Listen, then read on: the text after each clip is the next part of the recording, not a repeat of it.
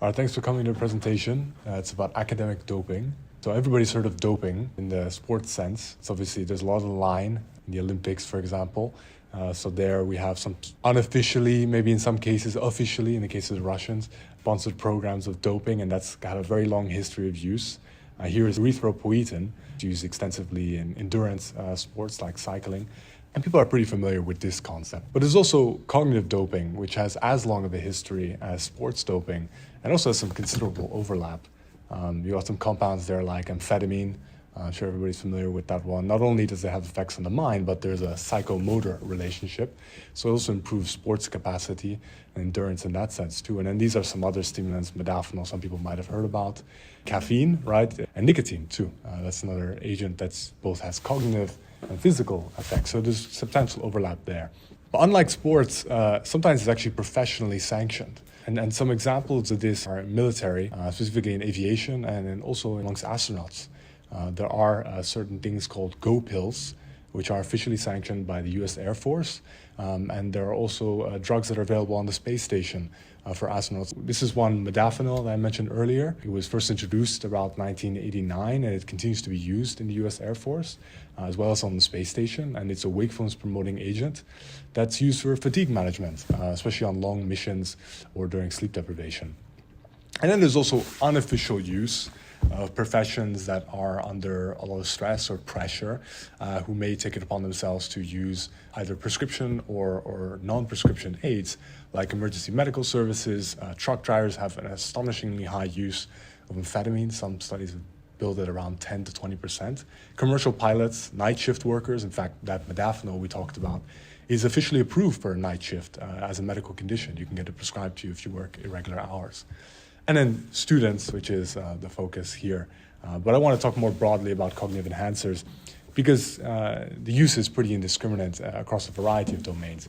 And you can, in this sense, consider students, the way that students are using it, a parallel to how some professionals might use it. But let's not forget about the most common cognitive enhancer that I think most of us use here. In the United States, about 90% use it on a semi-regular basis, most of the time daily. And it's a cognitive enhancer that is comparable in some sense to prescription aids. Of course, weaker than what you might think of amphetamine or ADHD drugs when it comes to motivation and such. But there's going to be some research that we'll discuss later where you can really appreciate that caffeine actually does have cognition-enhancing effects. I wanted to bring into discussion, how did this come to be, at least the professionally sanctioned part of cognition-enhancing drugs? And like all good things, it came from the military. Right, the internet, are getting to the moon and such like that. There was some sort of political or militaristic incentive to getting the ball rolling there. So there was, in the Cold War, we know the various technological races that occurred, notably the space race and the arms race. But within each individual science that was involved, there were plenty of cases in which there was a financial incentive provided by the military or the government to advance them. And psychopharmacology benefited greatly from this in that period. On the Soviet side, it was a bit more direct than on the Western side, but there was a push to develop agents that could be used to enhance cognition in certain cases, especially amongst high stress or sleep-deprived states, to aid in the other technological races that were occurring and also improve the military readiness of the time. So the comparison here is mostly amongst what the Soviets called nootropics, which I'm not sure if anyone's heard of that term nowadays. Now it's used a bit by the supplement industry to describe cognition-enhancing thing generally, but not using the word drug because that's a bit aversive to some people. But originally, it actually had a different definition. And this is in contrast to the psychostimulants, which were primarily psychostimulants, which were used in the West, starting off with dextroamphetamine, which was used in World War II amongst the US Air Force and continued to be used amongst pilots during the Cold War.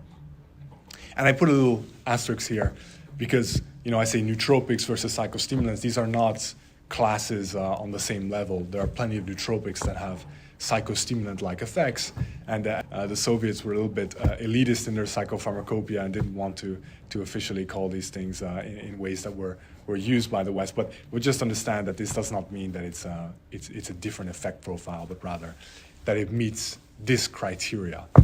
which was put forth by a guy called Corneliu Julia. And he coined this term to describe a drug called paracetam, which was the first nootropic. And he provides some criteria stating that nootropics are drugs which enhance learning and memory. They provide resistance to cognitive insults like sleep deprivation, stress. They increase cortical control, which you have to understand that back then psychopharmacology was in its infancy, and there's these hand-wavy kind of terms that now make people's eyes roll, but that's what he used to describe it. And it lacked traditional sedative and stimulatory effects. So it was not overtly psychotropic, like what you would think of as a pure cognitive enhancer, if you will, and that they had low toxicity.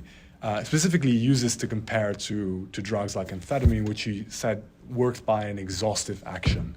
Over time, the definition has deteriorated, and some of the things that he put forward are not really able to be substantiated with modern science. But this did create legitimately interesting drugs. Of course, them being the Soviets and then later Russia, it was used for things like the Olympic team. But also, there was one drug that was used by Soviet cosmonauts called phenylparacetam. And this is a quote from Alexander Serebrov describing his experience with the drug. And that was one of the first cases of occupational drugs being used in space. And bromantane as well, which was used for the Olympic team. And on the Western side, we used our good old dextroamphetamine. Here's the Apollo 11 medical kit. There was dextroamphetamine available, and in fact, the first drug used in space, drug ever used in space, I'm not only talking about psychotropic drugs, was actually dextroamphetamine. And then later on, we continued to go with this, leading into what we now know of as occupational use at the highest level, maybe the level which you can more readily justify, what are you doping against, the void of space, rather than someone else working on an Excel sheet and you work on it faster, right? So it's a little bit more ethical. And that's how we got to this, where now we have modafinil, and then zolpidem, you might not think of as a cognition-enhancing drug, it's Ambien. But when you consider how it's used to improve the sleep in space, which is not that great to begin with. And in that sense, it is performance enhancing because they perform their duties better the next day, right? So, which makes it all the more funny when you consider that there's actually been a recent wave of people on TikTok and such who are talking about using these drugs for performance enhancing purposes, but they're not astronauts and fighter pilots, but rather they're taking a business exam or something like that. And they're on drugs that you didn't even know existed. So I guess we'll talk about it. What is the reality of cognitive enhancers, right? Maybe the people previously in those TikToks would have you to believe it's something like this. For a week, it seemed to cut my learning curve.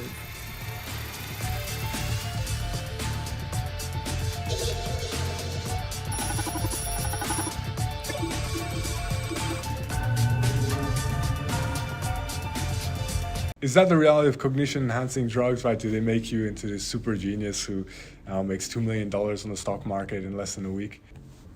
Unfortunately, it isn't. I don't know how else to say it. There's nuance to these things, but this is pretty sure that it's not like this. So what is the reality? So you have to consider that cognition has some dimensionality to it. And some aspects of cognition are more responsive to pharmacological enhancement. Usually it's what you would think of as the lower forms of cognition, the more simple forms. So motivation, reaction time, tension, whereas the least sensitive ones are higher level cognitive functions like memory, fluid reasoning, and intelligence. When you consider this, it makes it easier to understand that, there are benefits, indisputable benefits in some areas, while there might not be some in others. So when you ask the question, are these drugs cognition enhancing, it's better to split it up in these cognitive domains, because overall the answer might be very, very slightly or not at all, whereas in these specific domains it might be more so. And also you have to define enhancement versus restoration. Cognitive enhancers are actually much more effective when they're restoring cognition that is impaired by either a condition or a cognitive insult like sleep deprivation, pain, stress, and in conditions like ADHD. And this ties into the idea of the Yerkes-Dodson curve. There's low levels of arousal where obviously you're not at maximum cognition, and then there's an optimal arousal, and going beyond that actually impairs performance. You can think of the stimulants maybe and these cognition-enhancing drugs as pushing you up to that optimal arousal, but if you're already quite close to that, it's not going to have all that much of an impact. And then if it pushes you even further, you're going to start getting a detriment. You know, talking about sleep deprivation as the cognitive insult that I think most people can relate to, here's where the drugs have the biggest effect. And this is comparing caffeine, modafinil, and dextroamphetamine. I think it's important that, you know, we've noticed that caffeine is here too, because it does have an appreciable effect. I mean, look, it's not doing as well, and this is after here, I'll define this better. So this is after 60 hours of sleep deprivation on the bottom here, and then they administered the drug or placebo, and they tested them on a psychomotor vigilance task. And this mainly has to do with more simple measures of cognition, right? So we're not talking about higher forms like in the things that relate to intelligence. And you can see that it restores it somewhat. It doesn't really bring them all the way back to what you would expect their normal level to be. That's another figure on the study, but it doesn't bring them back to that. But it restores them definitely from where they were before. I mean, you can see that they were about to dip like they were in the previous hour, and probably much more severe, and it mitigated that dip across all the conditions. With modafinil doing the best, that wakefulness drug, dextroamphetamine, and then caffeine, right? By comparison, when we're testing in people who are well slept, the effect is smaller, if any. This was a meta-analysis that looked at a variety of cognitive domains, and it kind of tried to sum them all up and see if there was an appreciable difference with dextroamphetamine, modafinil, and methylphenidate. Methylphenidate is Ritalin, for context. Dextroamphetamine is dexedrine. Here, there was enhancement in some domains, slightly above baseline, people who were also healthy. But, you know, these effect sizes were in total quite small. In fact, you know, you can see here, amphetamine was not even statistically significant for this. I mean, you think of all drugs that would be statistically significant for this, amphetamine would be. And you can see the effect size here, you know, to put this in perspective, in statistics, the G, right, is the effect size, and something below 0.3 is considered quite small. And these are very small effect size. Modafinil seems to be barely 0.2, 0.1 maybe, right? So that's the movie that clip I showed you was based off of. This is the drug that they're basing it off of. And it doesn't seem to be so limitless after all, right? It seems maybe they embellished a bit in their portrayal of it. Zooming into Ritalin, the methylphenidate, the one that had the biggest effect size, you can see that in certain domains it had more of an effect size. And remember, this is the people who are healthy, who are well slept, don't have ADHD, things like that. And there seems to be a moderate effect size in things like sustained attention, which drugs that are used for an attention disorder, you would expect to improve attention. Of course, not everybody is at, even people who do not have ADHD are not always at perfect attention all the time, so there's some room for improvement. But compared to what we see in ADHD, the effect sizes are larger, something like 0.7, 0.8. To answer the question, you know, here, there does seem to be an enhancement above baseline for people who are otherwise healthy, but it's not like what you would think about it being limitless or something like that. Getting back to students, does this actually translate into better grades, right? You know, these abstract measures where I'm telling you, when they test these things, you know, it's not at all practical. In a more practical sense, does this actually translate to better grades? And there was a study that looked at this in students who admitted to using stimulants non-medically.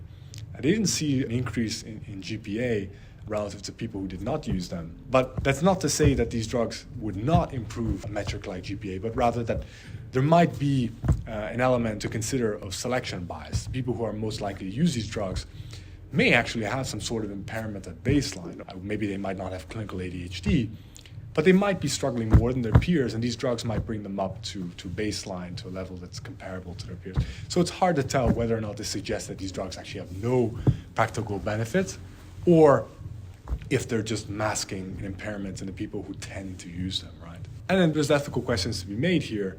Cases of zero sum, right? An exam that is being curved based on the average. What good is there if everyone takes the drug? None, because then the average just goes up by about an even degree across, maybe a little bit more for people who have a pre-existing impairment, but you're not really gaining against anyone else, right? But there are cases like with astronauts where it's like, who's being cheated? Well, the void is space, right? And why would we not want an unfair advantage? But whereas in a desk job situation, who are you cheating? Other people who are working on Excel sheets. At that point, you know, you can say that that's not all that ethical. There's also safety concerns for the user. A lot of these drugs have been used extensively. The ADHD drugs, we have lots of data for those for ADHD. Now, of course, it's a different risk to reward benefit when it's being used for ADHD versus people who do not have an underlying impairment. But it's unlikely that these drugs have extraordinarily more cardiovascular concerns in people who are not ADHD versus ADHD. So there is something to be gleaned from that evidence, but that's to be weighed with the pretty marginal benefit that people without pre-existing impairment seem to get from these drugs. And also tying that into when is it a medical treatment versus an unfair advantage? I think more recently we've seen that, the criteria for ADHD has not changed since the DSM-5's release. The amount of people who have been diagnosed and perhaps the ease of getting diagnosed has changed, right? Telehealth, there was quite a flood. There was actually a lawsuit against a company that was being a bit too overzealous with their prescription and diagnosis of ADHD. So it comes to the question, when is it human inattentiveness? When is it ADHD? When can we use these drugs, which are fundamentally cognitive enhancers, for one thing over another? So that's the question to ask. And that's it.